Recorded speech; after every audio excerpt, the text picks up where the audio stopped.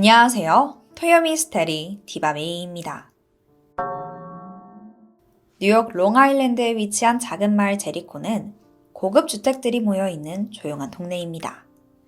관광지라기보단 한적하고 안전한 곳으로 현지인들 사이에서 살기 좋은 곳으로 인기가 많은 곳이죠.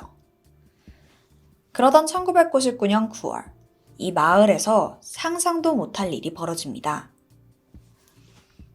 A씨는 열심히 돈을 모아서 이 평화로운 동네 제리코에 위치한 고급 주택 하나를 매입할 수 있었어요. 그렇게 입주날이 되어서 설레는 마음으로 이사 준비를 하던 중에 집안에서 수상한 물건 하나를 발견하게 되는데요. 우선 잡동사니들을 창고로 옮기기 위해서 지하로 내려갔는데 저기 구석에 웬 대형 드럼통 하나가 떡하니 있더라고요. 이거 보니까 전 주인이 버리기 귀찮아서 그냥 두고 간 느낌이었어요. A씨는 가까이 다가가서 그게 뭔가 우선 살펴보는데 표면에 무슨 문구가 적혀 있더라고요. 치명적인 화학물질 주의. 경고 스티커였어요. 새로 이사오는 집에 뭐가 들었을지도 모른 대형 드럼통이 덩그러니 있다는 게 솔직히 찝찝하잖아요. 결국 그는 전 주인인 로날드에게 연락해서 이거 좀 가져가셔라 이야기했죠. 근데 이때 그의 반응이 좀 의외예요. 아, 그거요? 그거 제 거 아닌데? 알고 보니까 로날드가 이 집에 처음 들어왔을 때부터 그 드럼통이 지하실에 있었대요. 그니까 전 주인이 여기다 두고 간 거죠. 물론 로날드도 이걸 치우고 싶긴 했어요. 몇 번 시도도 했고요. 근데 무게가 말도 못하게 무겁기도 했고 그 뚜껑에 화학물질 주의라고 그 경고 스티커 있었잖아요. 괜히 건드렸다가 골치 아파지겠다 싶어서 그냥 구석에 밀어두고 쭉 살았던 겁니다.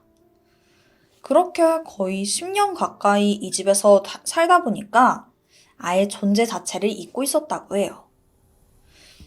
그래요. 뭐 그렇게 신경 안 쓰는 로날드 같은 사람은 괜찮죠. 하지만 새로운 집주인 A씨는 강경합니다. 꼭 이걸 좀 치워달라는 거죠. 근데 제 생각에도 뭐가 들었을지도 모르는데 내 집에 두는 게 솔직히 좀 찝찝하고 너무 겁날 것 같기도 해요. 결국 전 집주인 로날드는 드럼통을 치워주기로 약속합니다. 그렇게 9월 2일 아예 인부들을 불러서 다 같이 옮겨보려고 하는데 이게 생각보다 더 무거운 거예요. 장정 4-5명이 붙어서야 간신히 집 밖으로 꺼낼 수 있었죠. 그 후에 무게를 재보니까 이게 무려 157kg에 달했습니다. 자, 이제 문제는 이걸 어떻게 처리하냐겠죠?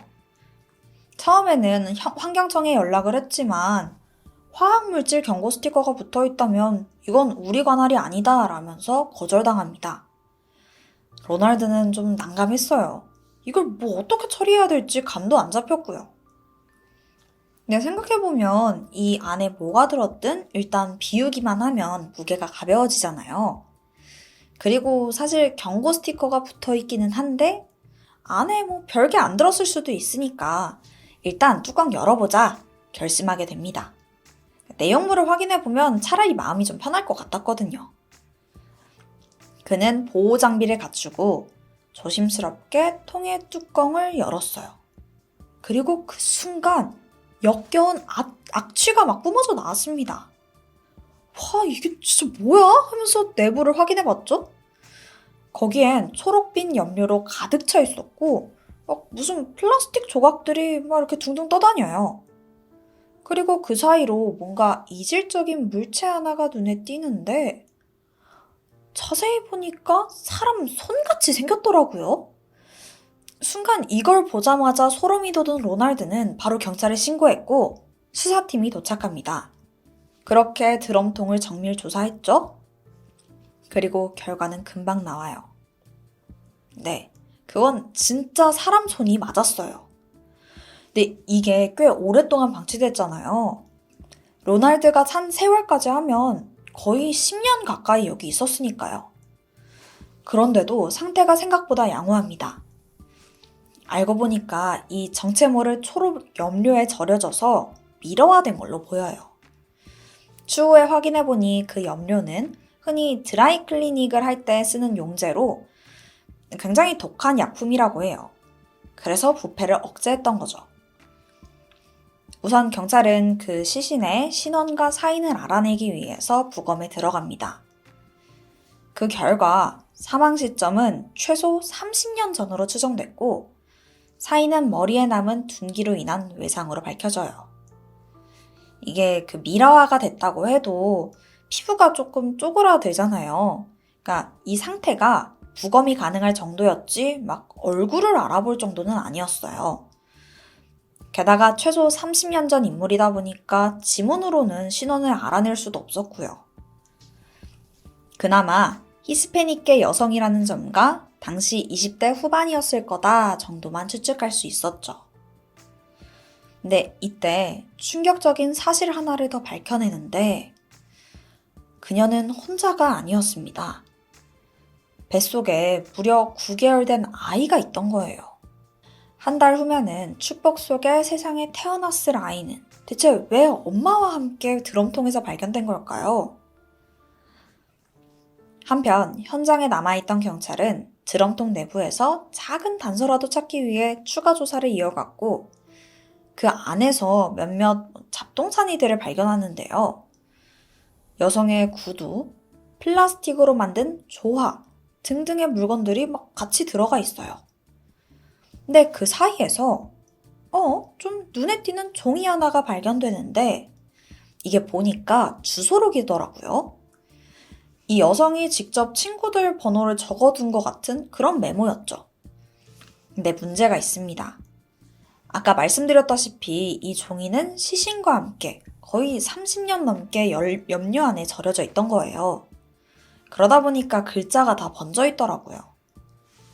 하지만 경찰은 이게 결정적인 단서일 거라고 확신했고 끈질기게 복구하려고 애썼습니다. 그 끝에 다행히 단 한 사람의 이름과 전화번호를 복원해낼 수 있었어요. 그리고 그 연락처의 주인공은 케이티 안드레이드라는 여성이었습니다. 경찰은 곧장 그녀에게 연락을 시도했고 몇 번의 신호음 끝에 한 중년의 여성이 전화를 받았죠. 여보세요? 경찰은 그녀에게 그 드럼통에서 발견된 시신과 이 모든 상황을 전하면서 혹시 뭐 아는 거 없냐라고 물었어요. 그 이야기를 가만히 듣던 케이티는 잠깐 고민하더니 확신에 찬 목소리로 말합니다. 그 사람 제 친구 레이나 같아요. 이 대답 하나로 사건은 전환점을 맞이합니다. 이때부터 케이티는 자신의 친구 레이나에 대한 이야기를 해주기 시작해요. 레이나 마로키는 당시 27살로 엘살바도르 출신의 이민자 여성이었습니다. 케이트도 같은 이민자 출신이었기 때문에 서로 의지하면서 친해진 친구 사이였죠.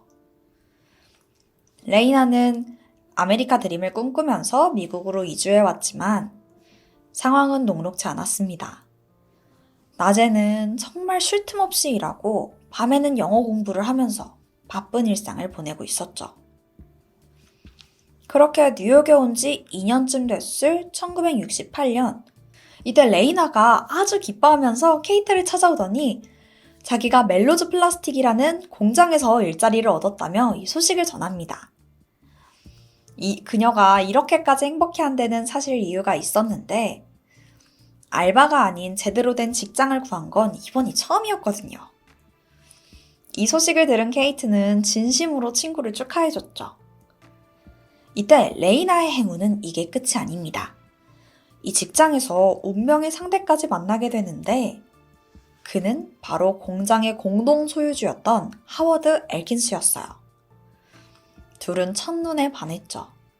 근데 문제가 하나 있는데 하워드는 이미 아내와 자식이 있는 유부남이라는 점이에요. 레이나도 이 모든 사실을 알긴 했지만 하워드가 자긴 아내랑 곧 헤어지고 너랑 결혼할 거다. 그녀를 다독이니까 이 말에 철석같이 믿었던 겁니다. 하지만 다들 예상하셨다시피 시간이 지나도 하워드는 이혼을 하지 않았고 이런 행동에 레이나는 점점 불만을 갖게 되는데요. 그래서 언제나 그를 만날 때마다 언제 와이프랑 헤어질 거냐 막 닥달을 했죠. 사실 그녀가 이렇게까지 초조한 데에는 또 다른 이유가 있었습니다. 알고 보니까 당시 하워드의 아이를 임신한 상태였던 거예요. 게다가 벌써 임신 9개월 차로 곧 태어날 것 같으니까 더 불안했던 거죠. 하지만 그녀의 마음과 달리 이때부터 하워드는 레이나를 점점 피하기 시작해요. 이 모습에 그녀가 배신감에 치를 떨었던 거고요. 이 남자 말만 믿고 애까지 낳으려고 했는데 완전히 버려지는 기분이었죠. 이 불안함에 눈이 멀어서 그녀는 질투에 화신이 됩니다. 그리고 아주 큰 실수 하나를 저지르게 되는데 복수랍시고 하워드의 아내에게 직접 연락을 해서 둘의 관계를 폭로하고 자기 임신 사실까지 다 말해버려요. 근데 이게 뭐 하는 짓이냐고요. 어찌됐든 자기도 불륜해서 솔직히 잘못한 거 맞잖아요. 당연히 얼마 안 가서 하워드가 이 사실을 알게 됐고 레이나에게 엄청난 분노를 표출합니다. 이때 그녀는 그의 모습에 겁에 질려서 점점 불안정한 모습을 보이기 시작해요. 어느 날 케이티한테 전화를 걸어서 자기가 끔찍한 실수를 저질렀다고 하워드가 날 죽일 것 같다 라며 두려워하기도 했죠. 케이트는 친구가 걱정되긴 했지만 별일 없을 거라고 그녀를 달래줬습니다. 하지만 이 전화를 마지막으로 레이나는 자취를 감췄고 행방이 묘연해져 버렸죠. 이 이야기만 들었을 때 하워드가 굉장히 수상하죠. 거기에 더해서 경찰이 증거를 몇 개 더 찾아내요. 자, 이 시신과 함께 있었던 막 인공 꽃 모형이랑 신발이랑 있었죠. 근데 여기서 그 플라스틱 꽃 모형들이 하워드 공장에서 생산하던 제품이었고 심지어 시신이 담겨있던 드럼통도 이 회사의 소유로 밝혀져요. 근데 이게 끝이 아닙니다. 시신이 방치되어 있던 해당의 집, 그 자택 있죠? 거기에 전전 집주인이 누군지 아세요? 그게 바로 하워드였던 거예요. 이거 완전 빼박이죠.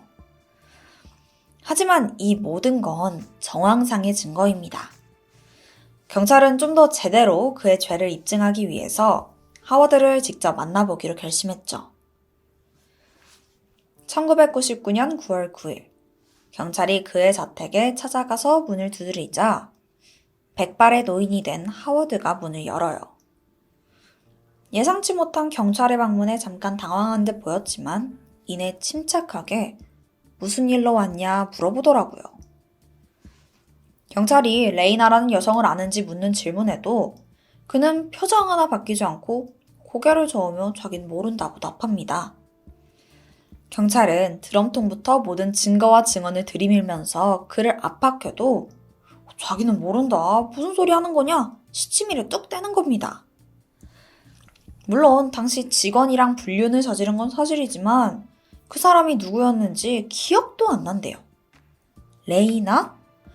레이나라는 이름도 아예 처음 들어봤다는 겁니다. 경찰은 마지막 지푸라기라도 잡는 심정으로 그에게 DNA 샘플을 요구했어요. 그 피해자가 9개월 차 임산부라고 했잖아요. 네, 레이나와 하워드가 불륜이 맞고 그녀 뱃속에 있는 아이의 DNA와 하워드의 DNA가 일치한다면 적어도 그와 피해자의 연관성 정도는 찾을 수 있는 거죠. 네, 이때 이 말을 들은 하워드의 반응이 확 바뀌어요. 침착함은 온데간데 사라지고 눈에 띄게 표정이 굳더니 막 경찰들이 내쫓는 거예요. 당장 나가달라 막 요청하는 겁니다. 네, 경찰도 사실 지금 영장이 있는 건 아니었어요. 그래서 강제로 뭐 그의 DNA를 채취한다거나 체포를 한다거나 그럴 순 없었습니다. 결국 내일 다시 영장 들고 찾아올 테니까 내일 뵙겠다 하고 자리를 뜰 수밖에 없었죠. 그렇게 다음 날인 9월 10일, 영장을 발부받은 경찰이 그의 집으로 막 출동하려던 참에 예상치 못한 전화 한 통을 받게 되는데요. 그건 용의자 하워드의 아내였습니다. 남편이 아침 일찍 집을 나선 후로 오랜 시간 연락이 안 돼서 좀 불안한 마음에 확인해달라 신고를 한 거였죠. 아무래도 그가 용의자긴 하잖아요. 그러니까 도주 위험이 있어요. 바로 그의 행방을 쫓기 시작합니다. 그리고 얼마 안가 CCTV를 통해 그의 행적을 바로 알아낼 수 있었죠. 하워드는 친구의 차를 빌려서 근처 월마트로 향했고 무언가를 구매하더니 다시 차에 탑승했습니다. 그리고 어딘가로 향하게 됐는데 그곳은 평소 인적이 드문 외딴 도로변이었어요. 이걸 확인한 경찰은 즉시 해당 현장으로 출동했고 거기서 충격적인 장면을 마주합니다. 그 위치엔 차가 한 대 덩그러니 세워져 있는데 그 안에는 총에 맞아 사망해 있는 하워드가 있었습니다. 나중에 밝혀진 사실인데 그는 월마트에서 총기 구매 후에 극단적인 선택을 한 걸로 알려졌죠. 근데 여기서 평범한 마트에서 총기를 구매했다는 게 좀 이해가 안 가실 수도 있어요. 사실 당시 월마트 일부 매장에서는 사냥용 장총 판매가 합법이었다고 해요. 총을 사려면 신분 확인과 범죄 기록을 확인한 후에 구매할 수 있었고요. 근데 이 레이나 사건 전까지는 전과가 없었던 하워드는 비교적 쉽게 총기를 구매할 수 있었던 겁니다. 그는 한 장의 유서도 없이 스스로 생을 마감했어요. 이건 사실상 자백을 한 거나 마찬가지였죠. 추후에 그의 DNA를 확보해서 레이나 뱃속 아이와 비교를 해본 결과 일치한다는 사실까지 확인했죠. 그가 범인이 맞았던 거예요. 하지만 용의자가 사망함으로 공소권은 없어졌고 사건은 그렇게 마무리됩니다. 하워드는 자신의 범행을 자백하는 것보다 스스로 죽음을 택하는 편이 낫다고 생각한 걸까요? 이제 범인이 사망해버렸기 때문에 자세한 경위에 대해서는 알 수 없게 됐지만 30년 동안 미궁에 빠져있던 레이나 마로킨 실종 사건은 드디어 종결될 수 있었습니다. 그 긴 시간 동안 레이나의 가족들은 지옥 같은 시간을 보냈어요. 어머니는 무려 30년 동안 딸을 찾아 헤맸고요. 그녀는 딸이 실종되고 단 한 번 레이나의 꿈을 꾼 적이 있었다고 합니다. 레이나가 좁은 통에 갇혀서 괴로워하며 제발 도와달라고 외치는 너무나 끔찍한 꿈이었죠. 얼마나 억울하고 답답했으면 어머니 꿈에 나타나서 이런 모습을 보였을까요? 이제는 그녀가 평안히 쉬기를 바랍니다. 지금까지 토요 미스테리 디바메이였습니다. 안녕, 토요 미스테리 디바메이. 오늘 사건 바로 시작해볼게. 2009년 11월 17일 새벽 1시 40분 콜로라도주 덴버의 한적한 도로에서 쾅쾅 하면서 시끄러운 소리가 들리는 거야. 이때가 새벽 시간이기도 하고 여기가 인적이 드물어서 이런 소란이 별로 없는 동네거든. 거기 근처에 살던 주민이 놀라서 밖을 쳐다보는데 소형차 한 대가 길가에 주차된 차들을 막 들이받고 있더라고. 사람이 깜짝 놀라서 집 밖으로 뛰쳐나왔다? 막 이리저리 들이박던 차는 이내 멈췄고 슬쩍 이렇게 운전자가 보이는데 딱 봐도 엄청 다친 것 같아. 운전석 쪽에 본네트는 부서져 있었고 운전자 여성은 의식을 잃은 것 같은데 머리에선 막 피가 흐르고 있었어. 보니까 안전벨트를 안 했는지 그 차 앞 유리에다가 머리를 부딪힌 것 같더라고. 조수석에는 동승자가 있었는데 다행히 이 남자는 안전벨트를 해서 크게 다친 것 같진 않았어. 브리트니 정신 차려! 이러면서 운전했던 여자를 막 흔들어 깨우고 있었지. 경찰과 구급차는 빠르게 도착해. 그리고 곧장 운전자 브리트니의 상태를 확인했지만 그녀는 이미 의식도 없고 숨도 안 쉬는 거야. 우선 빠르게 병원으로 옮겨졌지만 도착 즉시 사망 판정을 받고 말아. 조수석에 앉아있던 남자는 일단 생존을 했잖아. 경찰은 그 사람한테 어쩌다 사고가 난 건지 물어보게 돼. 그는 사망한 브리트니의 남자친구 로버트 월터. 여자친구가 술 마시고 운전을 했는데 취한 상태다 보니까 핸들을 제대로 다루지 못했고 그러다가 사고가 발생한 것 같다고 증언했지. 그럼 운전자는 누구였을까? 그녀는 1987년 5월 6일 일리노이주에서 태어났어. 부모님의 영향으로 어렸을 때부터 활동적인 스포츠를 배웠다고 해. 그래서 농구, 수영, 스키, 하이킹까지 되게 다양한 종류의 스포츠들을 즐겼었고 성격도 밝고 명랑해서 친구도 되게 많았어. 그런데 브리트니가 17살이 되던 해에 그녀의 성격이 확 바뀌게 되는 그런 일이 하나 생기는데 브리트니의 제일 친한 친구이자 인생의 등대 같았던 엄마가 암으로 세상을 떠나게 된 거야. 엄마의 죽음은 어린 브리트니에게 큰 충격이었고 한동안 그 슬픔에서 벗어나지 못했다고 해. 그래서 그 이후로 점점 다른 사람처럼 변해갔어. 엄마를 잊으려는 듯이 맨날 술 마시고 파티 가고 또 불량한 애들이랑 어울리기까지 해. 그렇게 비행하는 학창시절을 보내다가 2005년 고등학교를 졸업했는데 여전히 삶의 방향은 전혀 못 잡고 있었지. 하지만 이제는 그 학생 때와는 좀 달라졌어. 이제 방황이 끝이 난 거지. 브리트니는 자기의 미래에 대해서 되게 진지하게 고민하게 됐고 엄마를 잃고 방황하던 마음은 조금씩 안정을 되찾아가. 졸업한 지 2년이 지난 2007년 브리트니는 몸과 마음을 새롭게 변화시켜 나가겠다면서 공군에 지원하게 돼. 가족들 모두 그녀의 새 출발을 진심으로 응원했고 입대 후에 피터슨 공군기지에서 훈련을 받으면서 새 삶을 시작했어. 원래 어렸을 때부터 운동도 되게 많이 했었고 사람도 잘 사귀었잖아. 군대 생활에는 곧장 잘 적응해 나갔었고. 그러던 2009년 2월 초 브리트니는 이라크에 파병됐고 보안 소속으로 근무를 하게 돼.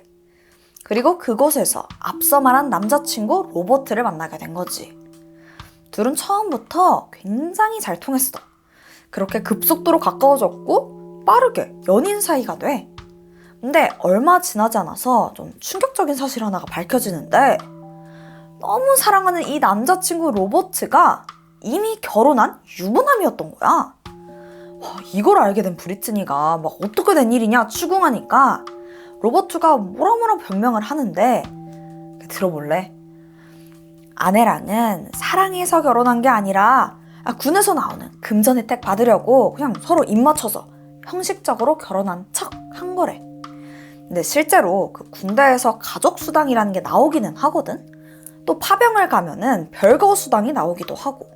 그러니까 결혼을 하면은 실질적으로 금전적인 혜택이 많기는 했어. 근데 어쨌든 거짓말 한 거잖아. 속인 거고. 특히나 군대에서 바람피잖아? 그 즉시 불명예 제대한단 말이야. 브리트니는 이걸 받아들일 수가 없었지. 결국 두 사람은 이 일로 헤어지게 돼. 근데 로버트는 브리트니랑 헤어지고 싶지 않았어. 그녀가 너무 좋았던 거야. 다시 막 미친 듯이 매달렸고 둘은 다시 만나기로 해. 근데 이거 둘이 걸리면 완전 큰일 나는 거잖아. 일단 아무도 모르게 비밀 연애하기로 했어. 근데 또 둘이 만나던 중에 로버트가 태도 문제로 징계를 받고 결국 불명예 제대를 하게 돼. 그리고 홀로 미국으로 먼저 돌아갔지. 브리트니는 4개월 정도 더 이라크에서 근무를 하고 곧 미국으로 다시 돌아갔고. 그렇게 둘은 4개월 만에 다시 재회를 하게 돼. 브리트니 친구들은 둘이 만난다는 얘기를 듣고 진짜 뜯어말렸어. 아니 왜 굳이 유부남 만나냐고. 처음에는 그가 결혼한지 몰랐다 쳐도 이젠 다 알잖아. 진짜 그냥 불륜인 거야. 친구들의 만류에도 둘은 아랑곳하지 않고 계속 만나. 근데 사실 로버트가 브리트니한테 약속을 했었거든. 미국 오면은 와이프 정리하고 너랑 살겠다 그렇게 얘기했던 거야. 브리트니는 그 말을 철석같이 믿고 있었지. 근데 미국에 오고 한 달이 가고 세 달이 가고 몇 달이 지나도 이혼할 생각이 전혀 없어 보이더라. 로버트는 아내 엘레나와 브리트니 둘 다 만나면서 거의 두 집 살림 하는 거야. 약속이랑 다르게 이혼을 계속해서 미루니까 브리트니랑 로버트 둘 사이에는 점점 균열이 생기기 시작했어. 매번 같은 이유로 싸우고 갈등은 점점 더 커졌지.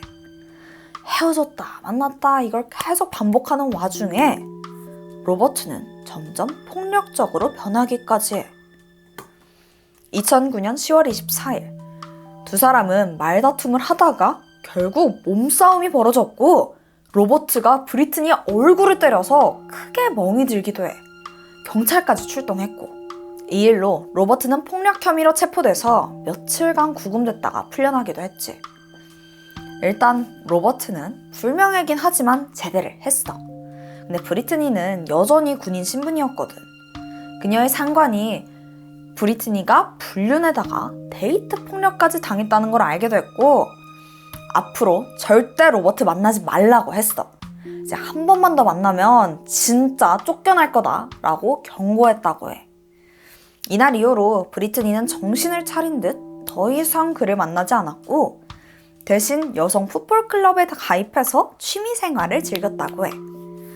좋아하는 스포츠도 하고 오랜만에 막 새로운 사람들 만나고 다시 평소와 같은 일상을 보내기 시작한 거야. 하지만 로버트는 아직도 브리트니를 잊지 못하더라고. 또 연락해. 2009년 11월 16일 밤 브리트니는 그녀의 풋볼팀과 덴버 시내의 클럽에서 파티를 하게 돼. 술도 마시고 춤도 추고 놀면서 팀 사진도 찍었었고. 근데 그 클럽에 로버트가 찾아온 거야. 그렇게 둘이 잠깐 얘기를 나누는 든가 싶더니 둘이서 나갔고 그날 밤 브리트니는 사망하게 된 거지. 교통사고 조사관은 조사 보고서 작성을 위해서 로버트에게 사고 당시 상황을 다시 한번 물어보게 돼. 운전자가 사망했기 때문에 정확한 상황을 아는 사람이 로버트뿐이었잖아. 그의 증언에 따르면 사고 당일 둘의 행적은 이랬어. 클럽에서 나와서 둘은 브리트니의 차를 타고 이동했는데 둘 다 술에 취했잖아. 그래서 정확하게 기억나지는 않고 분명 고속도로를 달리고는 있었는데 자기가 잠에 들었고 쿵 하는 충격에 놀라서 깨보니까 무슨 처음 보는 동네에 와있고 브리트니는 옆에서 피 흘리면서 쓰러져 있었다는 거야. 자기도 왜 고속도로에서 나와서 이 골목에 오게 된 건지 전혀 모르겠다고 하더라고. 그러니까 그의 증언에는 특별한 부분은 딱히 없었어. 사고로 망가진 차에 대해서도 조사를 하게 되는데 이 차가 사망사고 치고는 파손이 좀 심한 상태는 아니었다고 해. 하지만 운전자가 음주운전에다가 안전벨트도 하지 않았으니까 당연히 그 충격이 더 세게 받았을 거고 또 앞으로 튕겨나가기도 했었을 거고 머리를 앞유리에 세게 부딪혔잖아. 그러면 차가 얼마나 망가졌던 간에 사망에 이를 수도 있다고 판단하게 돼. 그래서 조사원은 부검 결과서를 확인한 후에 사고 보고서를 마무리하려고 했지. 근데 브리트니가 군인이다 보니까 절차상 군 경찰도 사건 경위를 알아야 되거든. 군인이 사망한 사건인 거잖아.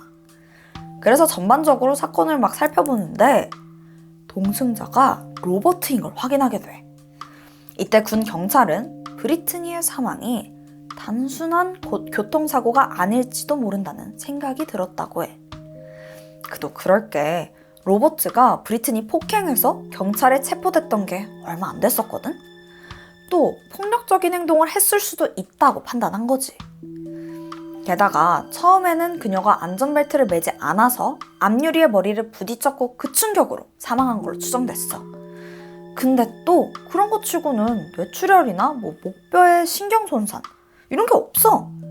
그래서 내부 전기부터 신경, 머리까지 다시 다 확인을 받다? 근데 그 어디에도 사망에 이를 정도의 외부 충격은 발견되지 않더라고. 그러면 머리의 충격으로 사망한 게 아니라는 건가? 그때 부검인은 이상한 흔적을 발견하게 되는데 오른쪽 눈과 뺨에 멍자국이 발견됐고 얼굴과 눈 주변에 점상 출혈로 보이는 붉은색 출혈 자국이 남아있더라고. 이 점상 출혈이 뭐냐 하면 심하게 기침을 하거나 토할 때 그리고 목 졸림으로 인해서 발생하는 출혈 흔적이거든. 그렇다면 혹시 브리트니가 타살일 수도 있다는 건가? 근데 목이 졸렸으면 목에 손자국 같은 압박흔이 남아있어야 되잖아. 강하게 목에 힘이 들어가다 보니까 또 성대 쪽 연골이 다치거나 부러지기도 하고 그 흔적을 좀 알아보면 알 수 있지 않을까? 하지만 손자국은 없었어. 게다가 브리트니가 태어날 때부터 성대에 연골이 없었다고 해. 그래서 이 교살이라고 판단하기에는 증거가 애매했던 거야. 결국 이 모든 걸 확신할 수 없었던 부검이는 그녀의 사인을 미상으로 기재하게 돼. 경찰도, 군경찰도, 부검이도 이 사고를 단순 교통사고 사망사건으로 보기에는 의심쩍다고 생각했어.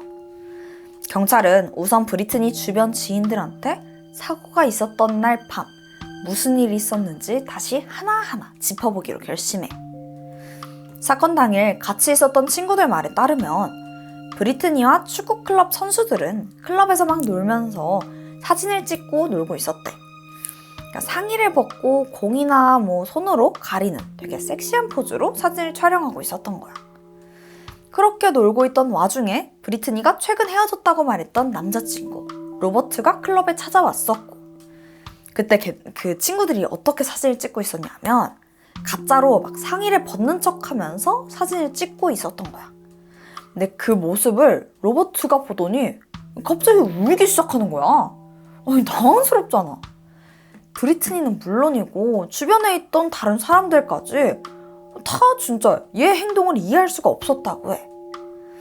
근데 일단 자기 보겠다고 이 클럽까지 오기도 했었고, 울고 있으니까 브리트니가 로버트 데리고 따로 구석 가서 둘이서 좀 얘기를 하는 것 같았대. 그러다가 밤 12시 반쯤 둘 다 취해서 클럽을 나갔다고 하더라고. 이때 브리트니의 상관도 한 가지 진술을 했는데, 사건이 있던 날 밤 로버트한테 뜬금없이 연락이 와서는 자기가 브리트니랑 함께 있다고 했다는 거야. 근데 로버트도 군인이니까 알 텐데 브리트니가 이미 자기 만난 일로 그 경고 받았잖아. 이런 상황에서 자기랑 만나고 있다고 또 얘기하면 브리트니가 불명예 제대하게 된다는 거 다 알고 있을 거거든? 그런데도 이렇게 연락한 거 보고 상사는 얘가 차이고 브리트니한테 복수하나 보다 하고 대수롭지 않게 넘어갔대. 근데 브리트니가 사망한 지금 생각해보니까 뭔가 좀 찜찜하다는 거야. 경찰은 여러 정황 및 탐문 결과를 토대로 이 사건은 교통사고 사망사고에서 살인사건으로 전환하게 돼. 로버트를 살해 용의자로 본격적인 수사를 시작했지. 이때 브리트니의 핸드폰을 조사하게 되는데 그 안에 로버트가 보낸 음성 메시지가 하나 있더라고. 그 내용이 좀 충격적인데, 너를 죽도록 미워해. 너가 나를 망쳐놨고 그냥 죽어버렸으면 좋겠어. 라는 저주 섞인 그런 말들이 잔뜩 남겨져 있는 거야. 이거 갈수록 점점 수상하지? 경찰은 로버트의 아내 엘레나에게 조사를 요청하게 돼. 처음에는 끝까지 자기는 아무것도 모른다고 하던 엘레나는 계속된 경찰의 추궁에 결국 로버트가 브리트니를 죽인 게 맞다라고 증언하게 돼. 사실 자기한테 몇 번이나 남편이 자백했었었대. 그리고 자기가 한 말을 다른 사람한테 말하면 너 진짜 죽여버리겠다고 협박하기도 했었었고, 거기에 겁을 먹어서 처음에는 말을 못했었던 거야. 엘레나는 로버트와 나눈 대화를 핸드폰으로 몰래 녹음해왔다면서 이걸 경찰에 제출하게 돼. 녹음 속에는 어떻게 브리트니를 살해했는지 생생하게 그 모든 순간이 남아있었지. 이 녹음 파일을 통해서 지금까지 설명되지 않던 브리트니의 시신 상태가 전부 이해가 되더라고. 결국 부검인은 그녀의 사인을 미상에서 목졸림에 의한 질식사로 변경했고, 경찰은 수정된 부검 결과와 엘레나의 증언 그리고 녹음 기록을 근거로 로버트를 1급 살해 혐의로 체포하게 돼. 2011년 8월 재판이 열리는데 여기서 검찰은 추정한 사건 행적에 대해서 모두 얘기하게 되거든. 한번 들어봐봐. 사건이 있었던 날 밤 로버트는 브리트니가 다른 사람들 앞에서 막 옷을 벗는 사진을 촬영하는 걸 보고는 감정이 격해졌던 거야. 클럽에서부터 둘이 계속 언쟁이 있었었고 나와서 차를 타고도 그게 이어졌던 거지. 그렇게 고속도로를 달리는 내내 말싸움을 이어간 걸로 추정돼. 결국 로버트는 욱해가지고 그녀를 폭행했고 깜짝 놀란 브리트니가 정신을 못 차리자 급하게 자기가 운전대를 막 잡아가면서 고속도로를 빠져나가서는 골목에 차를 세운 거야. 그리고 그때부터 로버트가 직접 운전해서 가까운 한적한 도로로 이동한 걸로 보여. 브리트니가 계속 소리치면서 화를 내니까 순간 자기를 신고할까봐 겁이 났고 팔로 그녀의 목을 눌러서 살해했어. 그리고는 차 사고로 위장하기 위해서 사고를 냈고 브리트니를 운전석으로 옮겨놓은 거지. 이후 사람들이 나오자 그녀를 안고 막 우는 척하면서 도움을 요청했던 거야. 하지만 로버트는 살해 혐의를 전부 부인했어. 그날 있었던 일은 그냥 술에 취한 브리트니에 의해서 일어난 교통사고일 뿐 그때 당시에 자기는 옆자리에서 자고 있어서 아무것도 모르다가 사고가 난 후에나 깨어났다. 그리고 아내 엘레나가 제출한 그 통화 녹음에는 아내랑 계속 싸우니까 그냥 내가 했다 라고 얘기하고 넘어가려고 했다고 하더라고. 그러니까 부부싸움 좀 피하겠다고 자기가 사람을 죽였다라고 얘기했다는 거. 근데 이게 말이 되나? 이 상황에서 엘레나의 증언이 아주 중요하겠지? 근데 그녀는 로버트에 대한 마음 때문에 약간 갈팡질팡하고 있었어. 로버트는 엘레나와의 결혼을 군대에서의 혜택을 받기 위해서 한 그냥 형식적인 절차다라고 했지만 사실 그들은 고등학교 때부터 만난 오랜 연인 사이였어. 엘레나는 로버트를 아직 사랑했고 그런 그녀의 마음을 이용해서 허위 증언을 계속 요구했던 거지. 하지만 로버트는 구금 상태에서 동료 죄수를 통해서 아내 엘레나를 청부살인하려고 했어. 근데 이게 다 들켜서 아내가 알게 된 거야. 결국 엘레나도 정신 차리고 제대로 증언하게 돼. 배심원은 이틀간의 심의 끝에 로버트의 유죄를 판결했고 판사는 그에게 가석방 없는 종신형을 선고했어. 여자친구를 살해한 것도 모자라서 아내를 청부 살해하려고 했던 로버트. 브리트니 살해 동기에 대해선 여전히 말이 많아. 제대로 밝히지 않았거든. 근데 경찰들이 추정하기론 그가 클럽에서 노출 사진을 찍는 그녀를 보고 술에 취해서 분노했고 살해한 거다라고 생각한다고 해. 근데 지는 바람피고 할 거 다 하면서 브리트니의 그런 모습에 화가 났다는 게 너무 모순적이지 않아? 어쨌든 그는 여전히 교도소에서 복역 중이야. 내가 준비한 스토리는 여기까지. 토요 미스테리 디바메이. 그럼 우린 다음 영상에서 만나.